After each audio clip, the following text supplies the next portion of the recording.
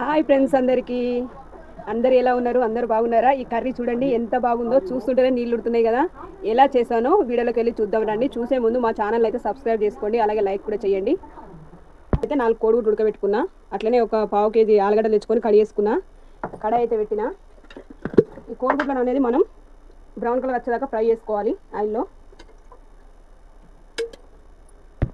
ఇప్పుడు ఆయిల్ అయితే హీట్ అయింది. దీనిలో నేను కోడిగుడ్లు వేస్తున్నా. గుడ్లు అయితే ఫ్రై అవుతున్నాయి కదా. ఒక 3 టమాటాలు, 2 ఉల్లిగడ్డలు చిన్న కడిగేసుకొని మిక్సీ పట్టుకోవాలి. అలాగే టమాటాలు కూడా మిక్సీ పట్టుకోవాలి. ఈ ఉల్లిగడ్డలనే 2-3 వెల్లుల్లి రెబ్బలేసి మిక్సీ పట్టుకొని పక్క పెట్టుకోవాలి. కోడిగుడ్లు అయితే ఫ్రై చేస్తున్నా. గుడ్డు కలర్ మారాలి. ఇప్పుడు గుడ్లని బయటకు తీస్తున్నా. ఇప్పుడు ఇదే ఆయిల్లో కట్ చేసి పెట్టుకున్న ఆలుగడ్డ ముక్కలు కూడా గోల్డెన్ కలర్ వచ్చేదాకా ఫ్రై చేసుకోవాలి.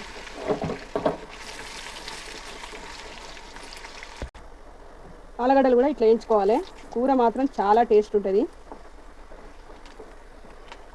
ఆలుగడ్డలు అయితే ఫ్రై అయినాయి.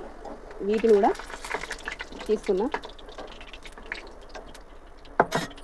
ఇదే ఆయిల్లో ఒక ఇలాచి, 2 లవంగాయలు,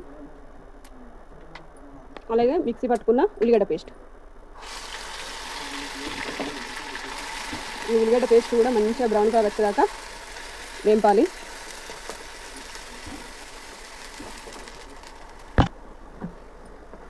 ఉల్లిగడ్డ ఇంకా కొంచెం వేగాలి. ఇప్పుడు మిక్సీ పట్టుకున్న టమాటా ఉంది కదా, అదైతే వేసుకున్నాము. ఇప్పుడు అంతా మిక్సీ చేసుకోవాలి. ఇలా టమాటా అయితే పచ్చివాసన పోయింది. పసుపు, కారపొడి, మసాలా అవైతే వేస్తున్నా. అంతా మిక్స్ చేయాలి.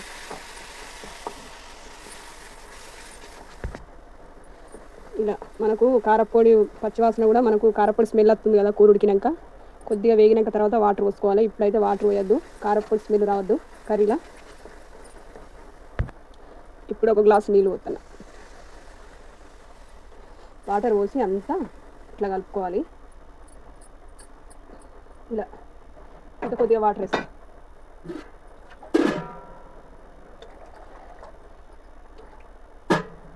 ఇప్పుడు ఉప్పు.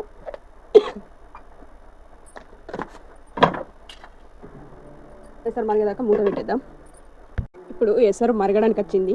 దానిలోనే మనం ఫ్రై చేసి పెట్టుకున్న ఆలుగడ్డ ముక్కలు అయితే వేస్తున్నా. ఎందుకంటే ఆలుగడ్డ ముక్కలు కూడా ఉడకాలి.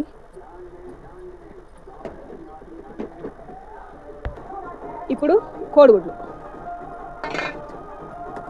మంచిగా కోడిగుడ్డు ఆలుగడ్డ మంచిగా ఉడుకుతుంది. ఏదైనా తక్కువ ఉంటే వేసుకోవచ్చు, అన్నీ సరిపడా ఉంటే అవసరం లేదు. నాకైతే అన్నీ సరిపోయినాయి, నేనేం వేయట్లేదు. కర్రీ అయితే మనకు దగ్గరికి వచ్చింది. చూడండి ఎంత బాగా వచ్చిందో.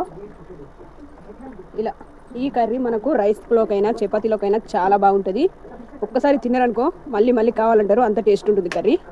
ఇప్పుడు కొద్దిగా కసూరి మెంతి వేస్తా.